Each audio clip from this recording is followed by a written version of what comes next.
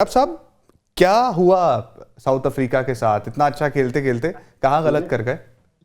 देखिए कल मैं आपको मेरा फेवरेट टीम का मैंने आपको बताया भी था कि न्यूजीलैंड और उसमें क्या फर्क है और क्यों न्यूजीलैंड मेरी from day one of the tournament मेरी फेवरेट टीम में से है। उसके रीजंस भी कल बताए थे।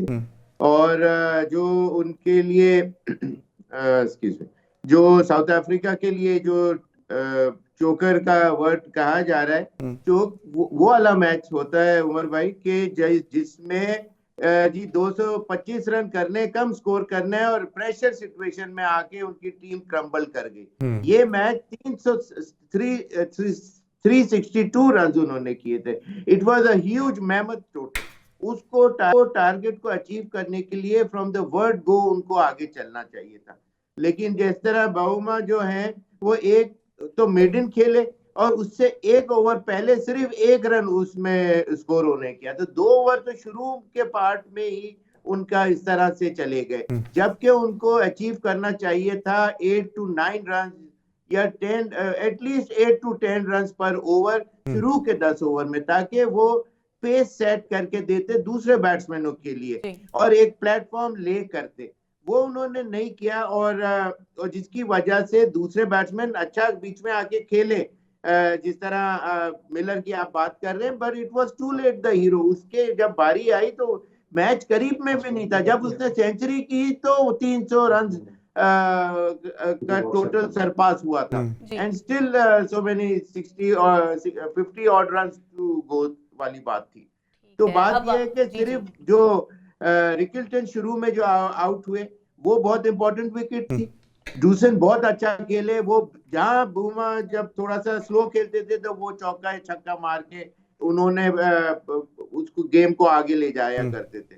और बात यही है कि उनके जो मिडिल ऑर्डर है, माकरम वगैरह 30 और इस तरह की इनिंग से 360 रन के मैचेस नहीं जीता जाते। तो वहां उनको बड़ी इनिंग्स खेलनी चाहिए थी। 4-5 शुरू के जो प्लेयर्स थे वहां मैं समझता हूं। और स्पेशली जो जो मेन डिफरेंस जो था पूरी दोनों टीमों में, वो न्यूजीलैंड के ग्लेन फिलिप्स से, आपको याद होगा कल मैंने आपको कहा था बिल्कुल, कि ये 340 तो करेंगे, लेकिन ये कि फिर भी वो उससे ज्यादा कोशिश होगी। लेकिन साउथ अफ्रीका की टीम जब चेस करने जाएगी तो जब जैसे विकेट गिरेगी तो प्रेशर सिचुएशन बढ़ेगी और इस वजह से उनके हारने के चांसेस ज्यादा है। लेकिन जो मेन मैच जो पूरा चेंज किया वो ग्लेन फिलिप्स ने किया, जिसका मैंने कल आपको कहा था कि मोस्ट डेंजर, अगर 5 से 10 ओवर उनको मिल जाते हैं तो पूरा मैच चेंज कर देंगे, आपको याद होगा। तो वही चीज देखने में आई कि जिस तरह उन्होंने फिलिप्स ने 49 रन के 27 बॉल, 4 चौके और शायद एक छक्का उन्होंने लगाया, तो पूरा जो उसका मैच का सिनेरियो बदल गया। पैरामीटर से पूरे मैच का उन्होंने चेंज कर दिया और बहुत आउटस्टैंडिंग इनिंग खेली, जिस वजह से न्यूजीलैंड जीती। बास की तरफ चलते हैं। बादशाह साहब, आपसे भी बात कर लेते हैं, आपकी भी राय जान लेते हैं। कल का मैच यकीनन आपने देखा होगा, आपको क्या लगता है मेनली क्या वजह रही होगी साउथ अफ्रीका की डिफीट की? देखिए, मैंने तो कल देखने से पहले आपको कहा था कि न्यूजीलैंड फेवरेट है और न्यूजीलैंड ही जीतना है। जब आपने अपने प्रोग्राम को वाइंड अप किया था, मैं बेचारा बस साउथ अफ्रीका कह रहा था। दूर तक कोई मुकाबला नहीं था। हमेशा से साउथ अफ्रीका की टीम बड़ी अनलकी रही है। बड़े मैच के अंदर साउथ अफ्रीका वो नहीं कर सकती जो उसको करना चाहिए। New Zealand start of the tournament, बल्कि जब ट्राई नेशन सीरीज के लिए उन्होंने पाकिस्तान में कदम रखा था, तो उस वक्त अपने पहले मैच से आप न्यूजीलैंड की पूरे टूर्नामेंट की परफॉर्मेंस उठा के देख लें, आप उनके प्लेयर्स की कंसिस्टेंसी देख लें, उनकी फिटनेस देख लें, उससे बड़ा क्लियर लगता था कि न्यूजीलैंड कम से कम फाइनल के लिए लाजमी क्वालिफाई करेगा। और जिस रिदम के साथ वो खेल रहे थे, उनके सामने 325 रन भी कुछ नहीं होते, उनके सामने 350 रन भी कोई नहीं होते। 300 से जो क्रॉस कर गया कल न्यूजीलैंड अपनी बैटिंग में स्कोर, उसके बाद साउथ अफ्रीका के लिए बड़ा मुश्किल हो गया था उसको चेस करना, क्योंकि 360 350 अबव एक बहुत बड़ा टोटल होता है और वो साउथ अफ्रीका के लिए कहीं से भी नहीं लग रहा था कि पॉसिबल हो कि उसको वो चेस करे। न्यूजीलैंड की जो बैटिंग लाइनअप है, आप देखें कि एक प्लेयर अगर उनका यंग आउट हुआ तो उसके बाद विलियमसन और बाकी प्लेयर्स ने किस तरीके से उस पूरी इनिंग्स को कैरी किया। बड़े तहम्मुल के साथ उन्होंने बैटिंग की और इस तरह लग रहा था कि वो सेमीफाइनल जीतना चाहते हैं। उन्होंने कहीं भी कोई विकेट थ्रो करने की कोशिश नहीं की। अगर आप उनकी बॉलिंग देख लें, आप जब वो साउथ अफ्रीका बैटिंग कर रहा था तो 100% उन्होंने तमाम प्लेयर्स ने अपना दिया उस मैच के अंदर। आपको नजर आया होगा कि कहीं पर उन्होंने कोई ऐसी लूज बॉल उनके बॉलर्स ने नहीं दी। ठीक है, मिलर आखिरी के अंदर उसने बड़ा फायदा उठाया, कंडीशंस का अपना 100 रन मुकम्मल किया, लेकिन मैच साउथ अफ्रीका के हाथों से निकल चुका था। न्यूजीलैंड थोड़ा सा रिलैक्स हो चुका था। न्यूजीलैंड को पता था कि साउथ अफ्रीका के लिए इतना रन चेस करना नामुमकिन होगा। अब साहब क्या हुआ साउथ अफ्रीका के साथ? इतना अच्छा खेलते खेलते कहाँ गलत कर गए? देखिए, कल मैं आपको मेरा फेवरेट टीम का मैंने आपको बताया भी था कि न्यूजीलैंड और उसमें क्या फर्क है और क्यों न्यूजीलैंड मेरी from day one of the tournament मेरी फेवरेट टीम में से है। उसके रीजंस भी कल बताए थे। और जो उनके लिए एक्सक्यूज मी, जो साउथ अफ्रीका के लिए जो चोकर का वर्ड कहा जा रहा है, चोक वो वाला मैच होता है उमर भाई के जिसमें जी 225 रन करने, कम स्कोर करना है और प्रेशर सिचुएशन में आके उनकी टीम क्रम्बल कर गई। ये मैच 362 रन उन्होंने किए थे। It was a huge mammoth total. उसको टारगेट को अचीव करने के लिए फ्रॉम द वर्ड गो उनको आगे चलना चाहिए था। लेकिन जिस तरह बाउमा जो है वो एक तो मेडन खेले और उससे एक ओवर पहले सिर्फ 1 रन उसमें स्कोर होने किया, तो 2 ओवर तो शुरू के पार्ट में ही उनका इस तरह से चले गए, जबकि उनको अचीव करना चाहिए था 8 to 9 रन या 10 एटलीस्ट 8 to 10 रन पर ओवर शुरू के 10 ओवर में, ताकि वो पेस सेट करके देते दूसरे बैट्समैनों के लिए और एक प्लेटफॉर्म ले करते। वो उन्होंने नहीं किया और जिसकी वजह से दूसरे बैट्समैन अच्छा बीच में आके खेले, जिस तरह मिलर की आप बात कर रहे हैं, but it was too late the hero. उसके जब बारी आई तो मैच करीब में भी नहीं था। जब उसने सेंचुरी की तो 300 रन का टोटल सरपास हुआ था एंड स्टिल सो मेनी 60 और 50 ऑड रन टू गो वाली बात थी। तो बात यह है कि सिर्फ जो रिकिल्टन शुरू में जो आउट हुए वो बहुत इंपॉर्टेंट विकेट थी।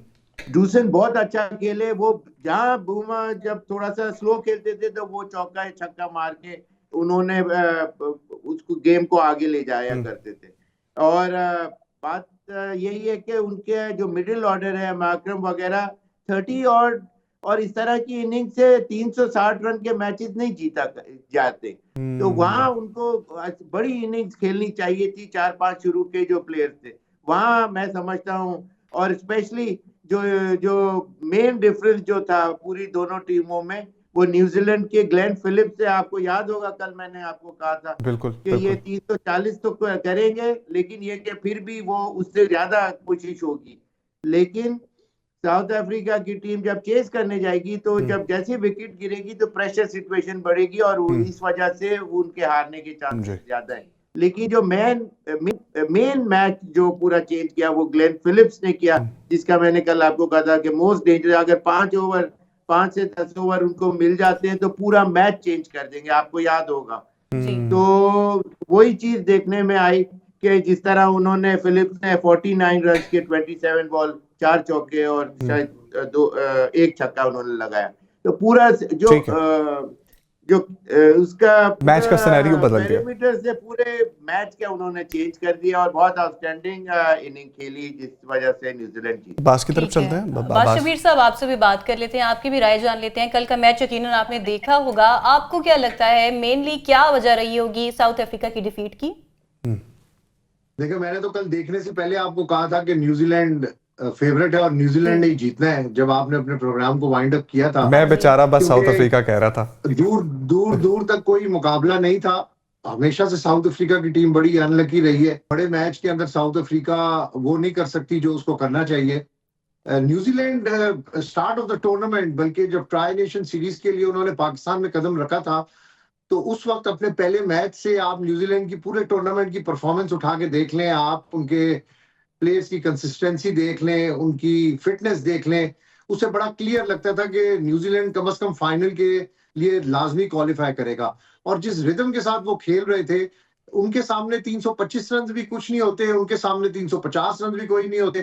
300 से जो क्रॉस कर गया कल न्यूजीलैंड अपनी बैटिंग में स्कोर, उसके बाद साउथ अफ्रीका के लिए बड़ा मुश्किल हो गया था उसको चेस करना, क्योंकि 360 350 अबव एक बहुत बड़ा टोटल होता है, और वो साउथ अफ्रीका के लिए कहीं से भी नहीं लग रहा था कि पॉसिबल हो उसको वो चेस करे। न्यूजीलैंड की जो बैटिंग लाइनअप है, आप देखें कि एक प्लेयर अगर उनका यंग आउट हुआ तो उसके बाद विलियमसन और बाकी प्लेयर्स ने किस तरीके से उस पूरी इनिंग्स को कैरी किया, बड़े तहम्मुल के साथ उन्होंने बैटिंग की, और इस तरह लग रहा था कि वो सेमीफाइनल जीतना चाहते हैं। उन्होंने कहीं भी कोई विकेट थ्रो करने की कोशिश नहीं की। अगर आप उनकी बॉलिंग देख लें, आप जब वो साउथ अफ्रीका बैटिंग कर रहा था तो 100% उन्होंने तमाम प्लेयर्स ने अपना दिया उस मैच के अंदर। आपको नजर आया होगा कि कहीं पर उन्होंने कोई ऐसी लूज बॉल उनके बॉलर्स ने नहीं दी। ठीक है, मिलर आखिरी के अंदर उसने बड़ा फायदा उठाया, कंडीशंस का अपना 100 रन मुकम्मल किया, लेकिन मैच साउथ अफ्रीका के हाथों से निकल चुका था। न्यूजीलैंड थोड़ा सा रिलैक्स हो चुका था। न्यूजीलैंड को पता था कि साउथ अफ्रीका के लिए इतना रन चेस करना नामुमकिन होगा।